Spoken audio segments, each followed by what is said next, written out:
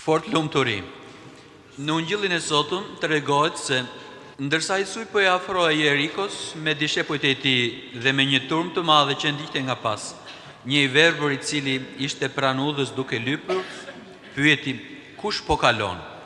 I thanë se po kalonte Jesui i Nazaretit. Atëherë ai filloi të bërtasë dhe të thotë: "Jesu, biri i Davidit, ki mëshirë për mua." Por disa nga ata që ndiqnin Jesuin e qortuan atë duke i thënë që të heshte. Por ai thirrri edhe më fort: "O biri i Davidit, ki mëshirë për mua." Atëherë Jesu e ndaloi dhe urdhëroi që ta sillnin. Dhe kur ai u afrua, Jesu e pyeti: "Çfarë dëshiron të bëj për ty?" I verbëri i tha: "Të më kthesh shikimin." Dhe Jesu i tha: "Shko, besimi yt të shpëtoi." Dhe në atë çast të verbërit ju kthye drita e syve. Kjo është pak a shumë historie të verbërit me Jesuin e Nazaretit. Qëllimi i Ungjillit të sotëm nuk është që të tregoj për mrekullinë që Krishti bëri në Izrael, por Ungjilli i sotëm përpiqet të na tregojë përmes këtij të verbëri rrugën që duhet të ndjek çdo besimtar për të bashkuar me Krishtin. Për këtë, le të zbulojmë se kush ishte ky i verbër, çfarë ai kërkonte dhe përse besonte se vetëm Jesui mund ta shëronte atë. I verbëri në historinë e sotme ishte i bindur në veten e tij për dy gjëra. Së pari, ai pranonte që ishte i verbër, dhe së dyti, me sytë e shpirtit, ai arriti të shikojë dhe besoi se vetëm Krishti kishte pushtet dhe fuqi për t'i dhënë dritën e syve. Pra, qëllimi i fillestarit të verbërt ishte të rimerte dritën e syve. Prandaj, ai mori guximin dhe thirrri: "Jesu, biri i Davidit, ki mëshirë për mua." E dim që jeta është e mbushur plot me vështirësi, por gjithmonë duhet të gjejmë guximin dhe forcën shpirtërore për të ecur përpara.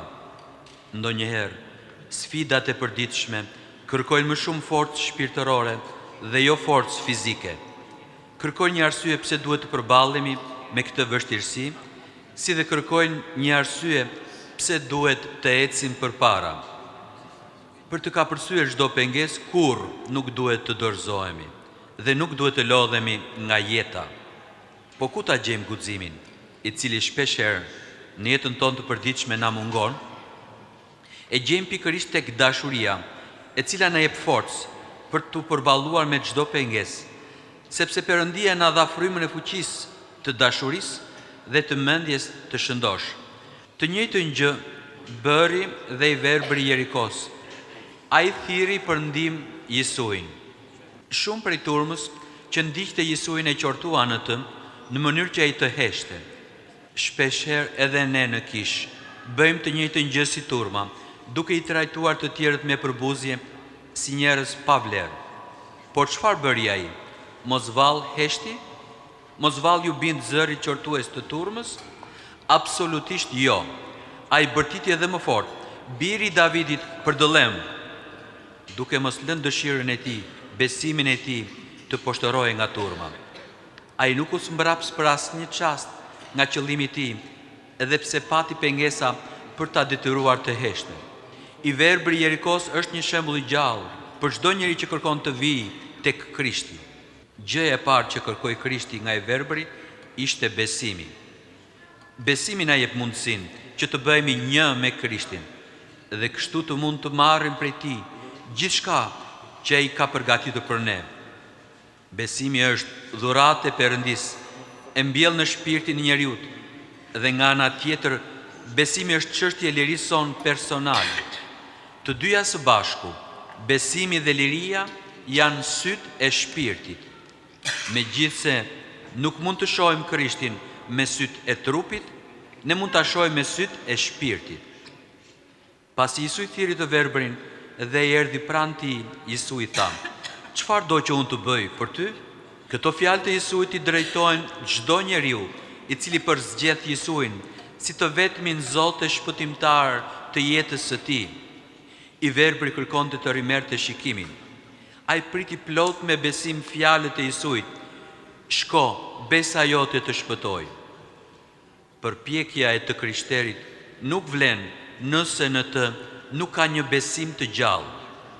I verbër Jerikos tregoi përpjekjet e tij përmes qëllimit dhe këmbënguljes që ai kishte për të ecur drejt Krishtit. Por të gjitha këto motivoheshin nga besimi që ai kishte në Zotin Krisht.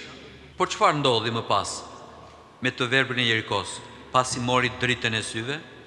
Pasi Jesu e shëroi të verbrin e Jerikos, ai filloi të shkonte pas Krishtit si dhe të adhuronte Perëndin. Çfarë solli shërimi i tij? Fare thjesht mund të përgjigjemi, ai fitoi shikimin. Të mjaftohesh vetëm me një përfundim të tillë, do të thotë të mos kesh marrë mesazh të plot, me të cilën fryma e Perëndisë na mëson. Është plotësisht e vërtetë se ky verbër e mori dritën e syve, po kështu është e vërtetë që kjo mrekulli u krye prej Krishtit. Por cili ishte qëllimi i kësaj mrekullie?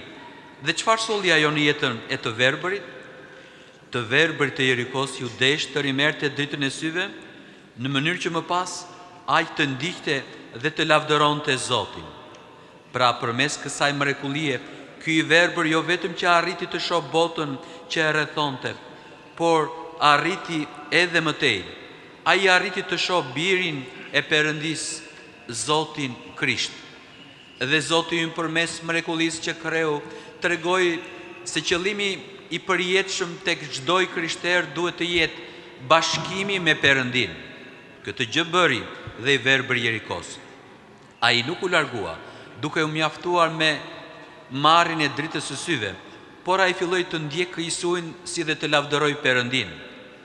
Pra i verbër Jerikos në fund e kuptoi se qëllimi final i gjithë jetës së tij nuk është thjesht marrja e dritës së syve, por ishte bashkimi i përjetshëm me Krishtin.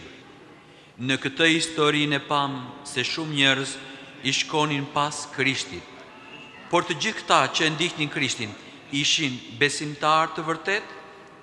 Jo çdo kush që thot se jam i krishter është njëkohësisht edhe ndjekës i devotshëm i Krishtit. Nëse shohim turmën që ndiqte Krishtin, atje kishte edhe nga ata të cilët u përpoqën të ndalonin të verbërin e Jerikos.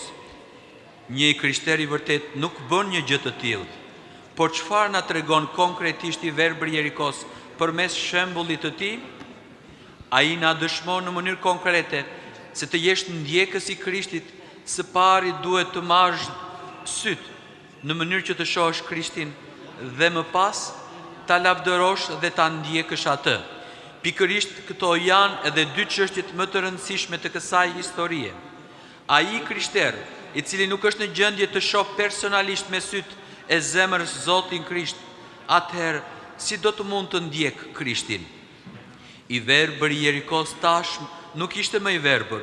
Ai më në fund arriti të marrë dritën e syve, jo si shpërblim prej veprave të tij, por si rezultati besës së fuqishme që ai kishte në Zotin Krisht. Le të përpiqemi pra të gjithë së bashku që nëpërmjet shembullit të këtij të verbëri të mësojmë qëllimin final të jetës sonë. Nëse kemi gëzim ose vuajtje, nëse gëzojmë shëndet apo jemi të sëmurë, nëse jemi të pasur apo të varfër, të gjitha këto janë të përkohshme. Por nëse jemi i ndarë nga Perëndia, kjo është vdekje e përjetshme. Prandaj, le të përpiqemi të bashkohemi me Krishtin dhe të marrim prej tij jetën e përjetshme, atë që nuk shteron kurrë. Amin.